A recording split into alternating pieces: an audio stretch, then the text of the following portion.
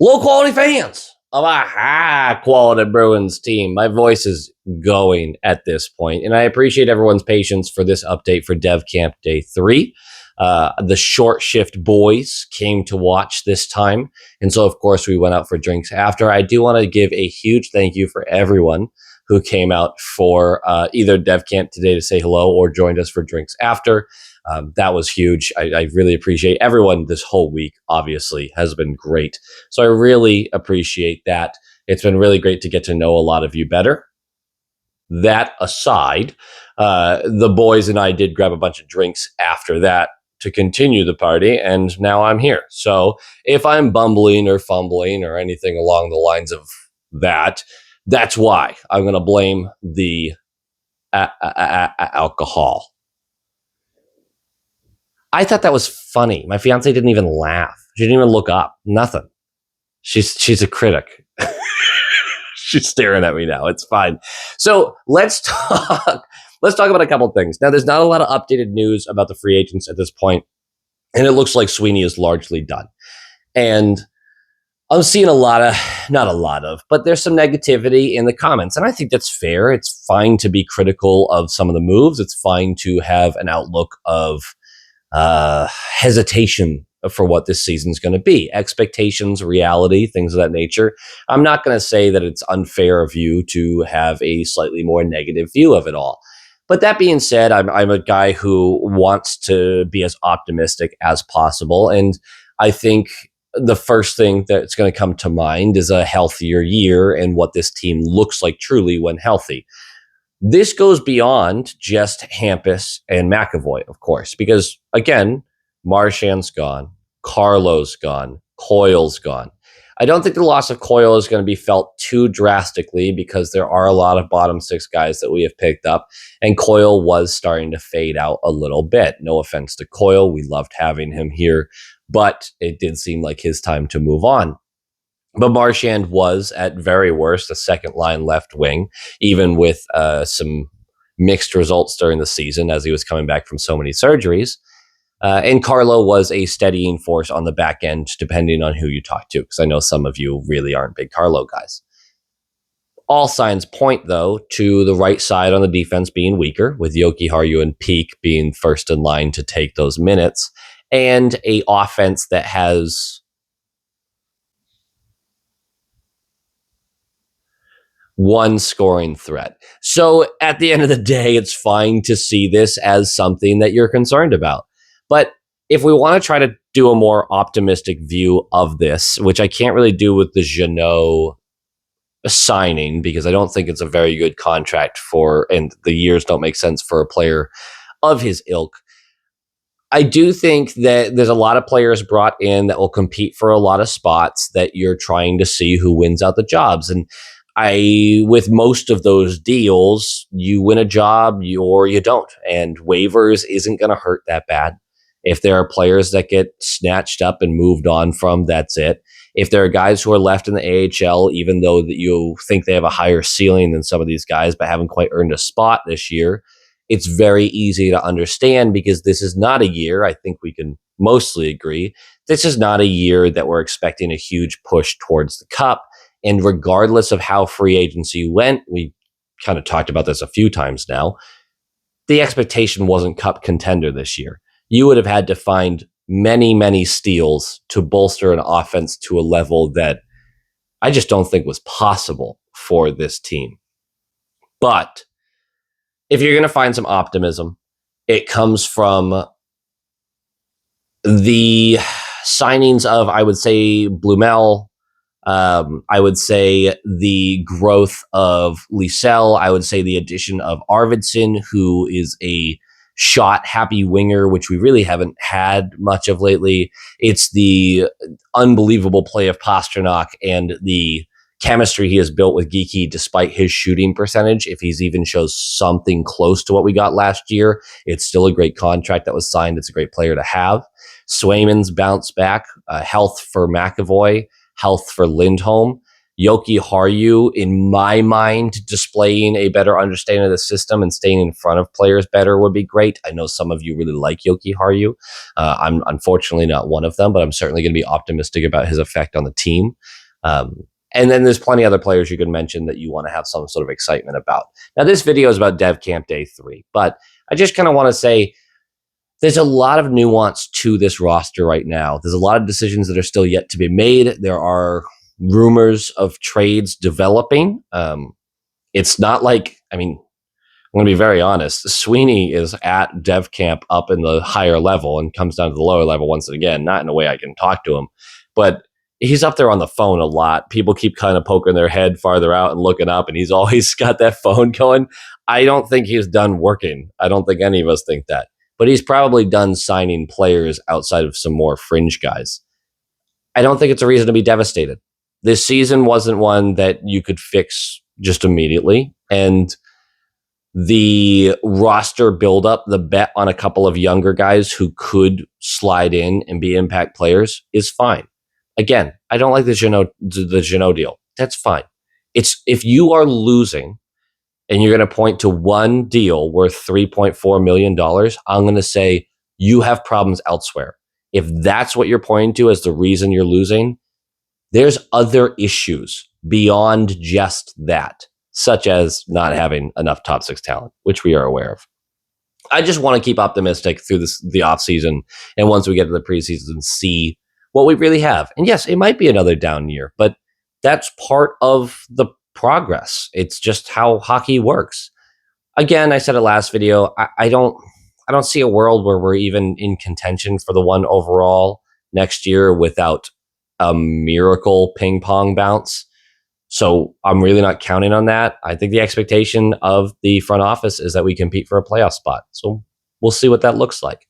But let's talk a little bit about the dev camp. And I'm going to be honest, this is going to be a much easier report, a much simpler report, even though the 3-on-3, the physicality, like the drills that were used today were far more physical, far more competitive.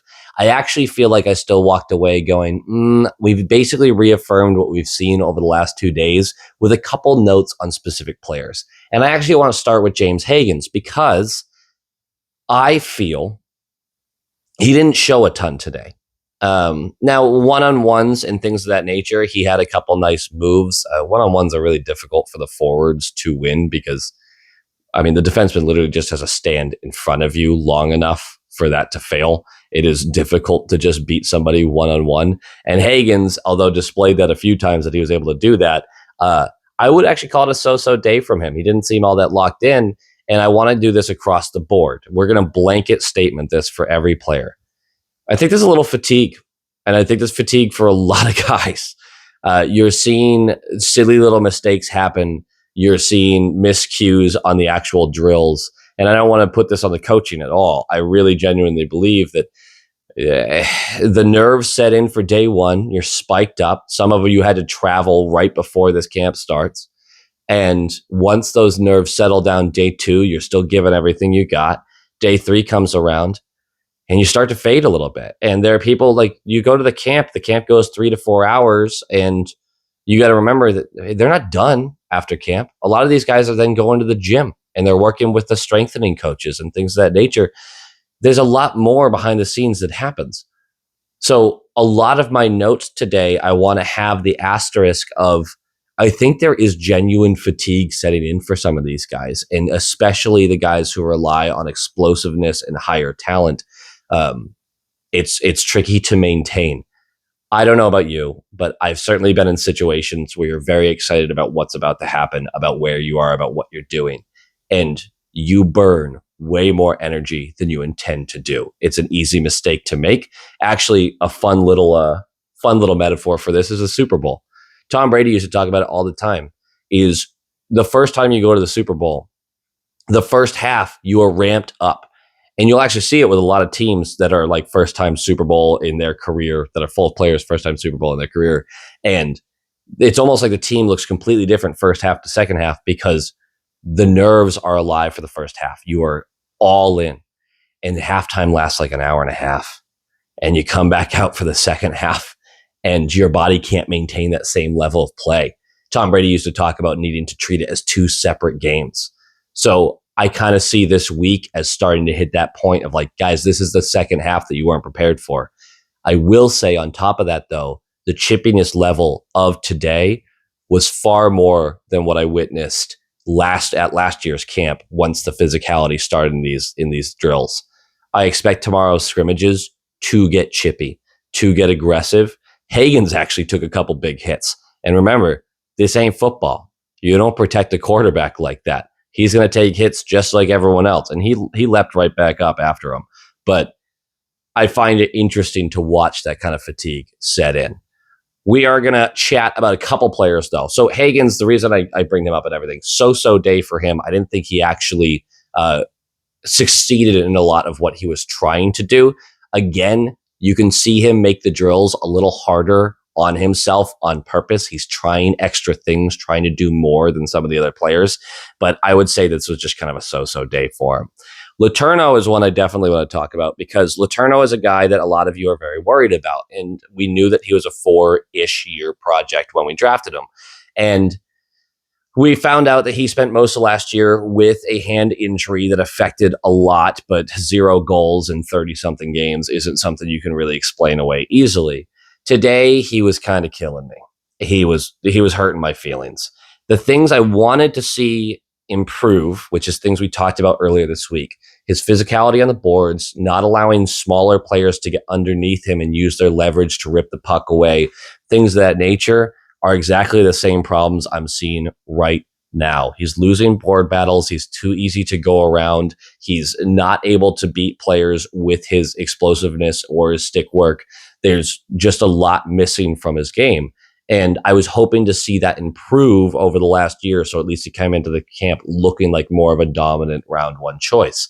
Again, he's a multi-year project. I wasn't expecting him to be a complete player at this point, but it does look like there's some real frustrations in his game at this time.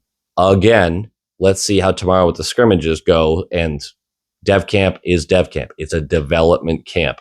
I can't blanket judge everyone on what they're able to do in this 4-day span. It is kind of a bummer to me, though, that I haven't seen a lot of the improvement I was hoping for. On the other hand, William Moore, 2nd round pick this year, the compete level is absolutely there. It's so funny that I talked about after that draft, scouts had basically said, we're worried about this aspect. Is he going to push the pace? Is he going to give a shit on every shift? Or is he going to continue to take time off? Now, again, we talked about how his last coach might have not been helping out. This is me going off of other people's reports. I don't want to just say that I know that this coach is bad and he ruined his development and all this nonsense. I'm just repeating things I heard when talking to others. But as far as the criticism about his compete level, I have seen the absolute opposite. We did the same thing with Morello last year, where the reports were that sometimes he took shifts off and he came in like an absolute inferno into the dev camp. William Moore is doing exactly that. He might put more pressure on himself than any other player at camp. He gets pissed after every shift that he does not flat out win. Even if he did win the shift, if he didn't win it the way he wants to, he seems upset about it.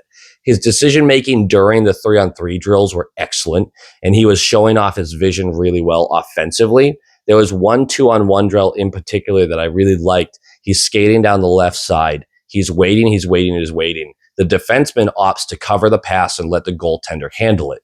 And Moore waited so long that the defenseman got jittery and decides to attack just below the center point of the left circle. And that's the second that Moore chose to whip it across the crease for a backdoor tap in. Perfect pass, perfect timing, waited for just that little movement from the defender. It was one of those highlighted moments that I really liked. In general, I thought that he not only was pushing the pace and trying to do as much as he could and getting upset whenever he did fail, he was unafraid to attack the play with the angles that he thought were best, including at times when he felt like the pass wasn't there, he would try to go through a player with his handling. It wasn't usually successful. I will point that out. but it was something that he was not afraid to try. If he doesn't have an option, he's going to try to make an option. I kind of appreciate that in an offensive-minded player. Morello, who I had just mentioned about last year, the whole is the compete level enough? Once again, as soon as the physicality picks up, as soon as playing really against a defenseman starts, this is where he shines. He turns into an absolute pest. He's everywhere on the ice. He's a dog on meat with the puck, and he does not allow the play to pass him by. He showed really good finish in front of the net once again. The only players who had the opportunity, at least, going against him in shifts that wouldn't allow him to just do whatever he wanted were Moore and Blenar. So everyone else, he would rip the puck away and they'd be left trying to catch up. Blenar would immediately try to hit him, put a shoulder through his chin. And yeah, Blenar is not afraid to use his size. He doesn't have the weight, but his size, he's not worried where his shoulder is connecting to. He will go through your fucking face. I know I'm trying to stop swearing. My bad. And Moore is also more physical than I expected. Moving off him, Cooper Simpson is the exact opposite. This is where I actually kind of start to get some worries. He takes a lot of drills off. And maybe this is him just looking very casual. Maybe it's fatigue. There's a lot to go into this. But he was easily pushed off the puck in several drills. He's unable to create separation with his skating or stick handling. He struggled in team drills, and you could see where that experience of in his last team, his developmental team, his high school team, basically, it was feed him the puck, let him finish the play. He can't do that at this level, and he's struggling to figure that out. Guess what? He just started trying to figure that out. I'm not overly worried. I'm not even kind of worried with that yet. He has a lot that he's going to have to develop and work on in that regard, but it really showed up today. His weaknesses were on full display. What I do like about it, though, is no matter how many times he failed, he did go right back to it. Unfortunately, there were a lot of drills. When I say he kind of took them off, I mean more so once the play got away from him, he was over it. He wasn't going to continue to pursue it. Whereas some players show you that they have that kind of tenacity where even if they lost the rep and it's about to be over, they didn't quit on the actual play. I don't really love when a player is like, I lost this one and just starts to skate off. When finish it, you can finish the actual drill. Kirill Yemelyanov, one of the more impressive players of the day. Aggressive offensively. He was winning a lot of his 1v1s. He's not afraid to shoot and has a good shot, picked his spot well, not afraid of the physicality at all. No matter the size of the defender or whomever, he just attacked. And I think he has a lot of faith, kind of a rational confidence guy in his ability to beat a player. But because of his tenacity on the puck, sometimes even when he went after something and it failed, him pursuing the play further allowed him to recover and push the pace. I think that he showed a lot today of what they're hoping develops out of his game. Another long project, of course, later round pick, but I thought he had a really good day. Will Zellers is another one where you could see some of the highlights of his game. Very creative offensively, can beat a goaltender from a little bit of distance. Always has the eyes on the net, isn't really interested in a play that has you backing off. He wants to push the pace and push it towards a scoring opportunity. One of the downsides of this is you can see where he's going to struggle to handle bigger players. He has a hard time creating any space for himself, but the offensive instincts are there when he's able to collect the puck cleanly. He knows where the players around him on the ice are, and he's quick to move the puck. It's just that 1v1, that ability to create on his own, it hasn't been on display yet. I'm not sure if it will be on display in this camp. Another fan favorite here, and really the last one that should be talked about so far, is Vasek Blenar. I've been seeing comments that it should be Blanesh. I'm kind of this week, I'm just not sure. We'll figure out the pronunciation at another time. But I thought he was really strong. His closeouts were really solid on the 2-on-1 drills. He was one of the few defensemen I felt displayed an understanding of where the offensive players were trying to go with the puck and how they were playing him on the 2-on-1. He made decisions well, whether it was him covering the pass or attacking the puck.